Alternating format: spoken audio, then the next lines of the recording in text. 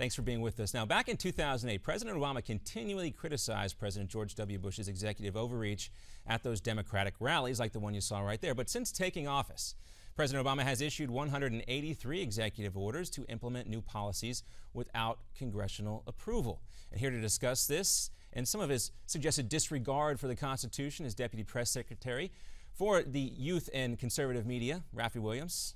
Good to see you, Raffi. Always great to be on, John. Thanks for having me.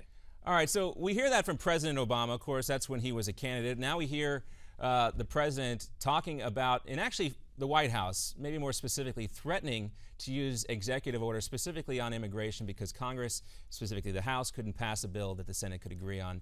What's your take on where you think the president might go? How far?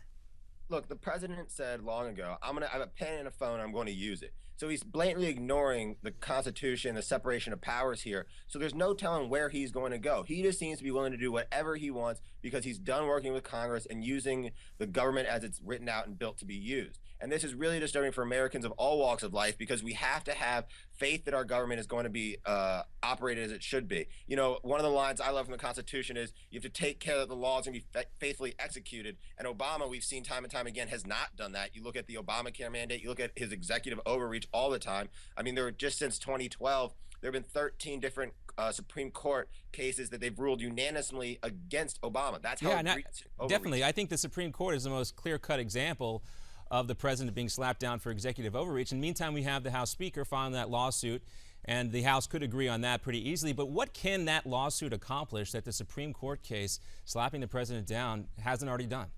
Well, I think you're holding Obama accountable. You're holding his feet to the fire here. And what you're saying is, look, as congressmen, as Congress as a whole, we understand that this country was designed to be operated with two or three branches of government. They were separate but equally powerful, and that he's trampling all over this, and something needs to be done to stop this. And so you're going to see the Supreme Court has 13 times ruled against Obama, and now that Congress is coming up and saying you've overreached as well. So you have two branches almost coming together and saying, look, you really have gone too far. You're overextending, and you're dividing the country in a way that's not healthy for us. You need to operate within the frameworks that's designed by the Constitution, and this just isn't happening right now. And you need to change, you need to fix it, and it's holding them accountable. It's also putting it in front of voters. It's telling Americans, look, we're not going to take this sitting down. We're going to stand up because this is wrong and it's an abuse of power. Now, Raffi, some folks have criticized the GOP for that, what you just mentioned right there, that this lawsuit is really just a chance for these office holders to go back to their districts and say, hey, look, I voted to sue the president, now vote for me. Well, no, I think that there's a lot of meat to this lawsuit. There's a reason that all of Congress passed it because that's the way it had to be done based on precedent. But this lawsuit really is saying the president is supposed to faithfully execute the laws, and he isn't. So that's a problem. We need to address it. We need to go after it. It's not about the politics here, but it's about holding Obama accountable because that's what constituents want. Constituents want a president who isn't a fiat or a monarch, but is a president that works within the democratic republic we have here, and they're sick of him overrunning, overreaching. And so now they're liking the movement on the lawsuit because it shows that our Congress is willing to take action to find solutions to the problems that are hurting American people. And for you, Raffi, what does a successful resolution to this lawsuit look like to you? Because in most likelihood, let's say it does go all the way to completion, President Obama will be long gone from office. Well, it makes sure that everybody knows the history books can't be spun. It makes sure that we're holding people accountable, and that future presidents know you can't run roughshod over the Congress. You have to work within the framework there, and that's what we're hoping to get out of here. It's going to make a message and send a message to Democrats that we can't have a monarchy here. This is a democratic republic. All right. Now, of course, there's another step. We could go beyond the lawsuit here, and that's talking about impeachment. And there's been a lot of back and forth between Democrats and Republicans as to who might benefit more from even using that word in the first place. But we heard that discussion, the I word, come up again from Congressman Steve King of Iowa during the Sunday talk shows today. Is that debate being talked about again based on the way Congress left on Friday? Well, I don't think many people are talking about impeachment here. I think you see the Dems trying to use it to fundraise and it's part of their scare tactics. The Dems have nothing to run on in 2014. Their agenda has failed the American people way too many times to count. It's hard to point at anything that's going well in this country under Democratic leadership that's taken us south on foreign policy and domestically. You talk about Obamacare, the economy. People are still struggling here. So they have no plan to run on. They have no policies to run off of. So what they're trying to do instead is to scare their base out. They're constantly pointing to race issues. They're constantly saying that there's a war on women. They're constantly labeling now this impeachment drive. But none of this is actually happening. It's them trying to invent things because they have nothing concrete to run on and to work from. And they're afraid of the positive Republican agenda here that's going to produce more jobs. Look at the Keystone Pipeline that the Democrats continue to stand in the way of. Look at the 300 plus bills that are sitting on Harry Reid's desk. He refuses to take action on. But Raffi, now the White House was very excited about that 4% GDP growth in the last quarter. They are starting to talk a little bit more about the economy. Does that worry you and some folks at the RNC a little bit,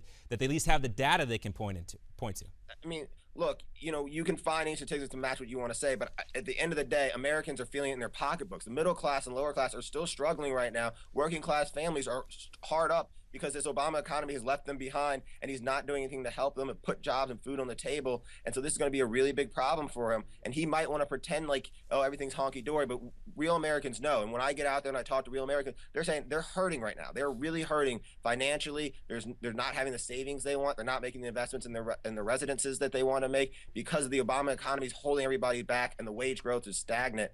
And, they're going to talk about the GDP growth, but remember, first quarter, we actually took 2 percentage steps back. That's true. That's true. We don't get too down into the weeds, but just raising that point. Raffi, hang tight real quick. We're going to bring in Howie Carr, who's also joining us, and we have discussed the prospect of the president issuing some sort of amnesty order to some 5 million illegal immigrants.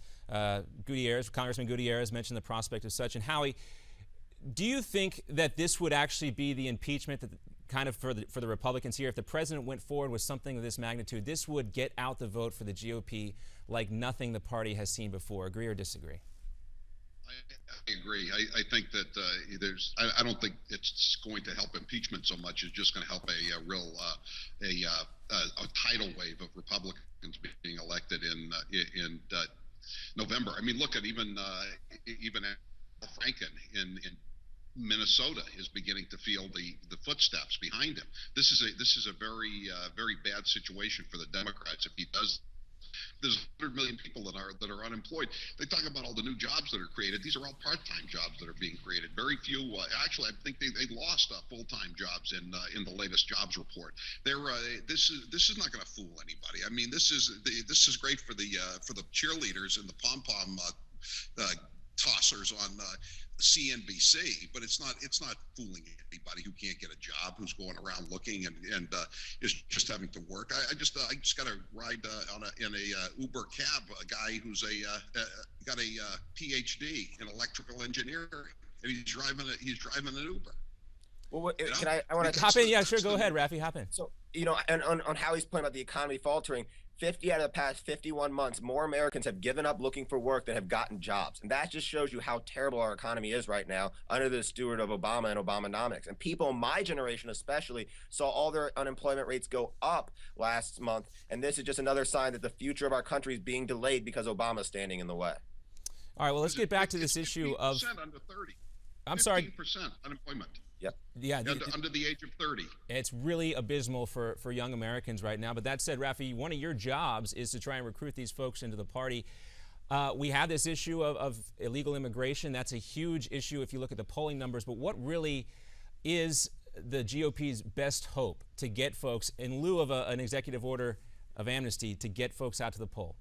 Well, I think that you're going to see us doing the same thing we're doing right now, just touting our positive agenda that will provide jobs for the American people, while at the same time taking out roadblocks like the increased regulations, the unsecure tax structure, and Obamacare especially. These are things that are hurting people's pocketbooks, and people go to the midterm elections on pocketbook issues, and we're going to make sure we're focusing in on those. All right. Well, Howie, we'll check back in with you in a second. Coming up a little bit later, we'll talk about the race in New Hampshire, the state next to your home state of Massachusetts. And Raffi, before we go, about 30 seconds left.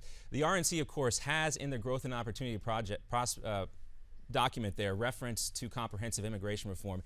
Any plans to remove that or backtrack on that language? Well, not that I've seen, but look, we all agree that the immigration system in our country is not working, and we need to put border security first. And that's what we really stand behind. That's what we believe here. This is not any call for amnesty in the slightest. We think that we need to have border security first, E-Verify, and that's what we're talking about there. All right, fair enough. RNC Deputy Communications Director Raffi Williams, Howie Carr. Great to have you both with us. And Howie, we'll talk to you more about some politics going on in New England in just a few moments.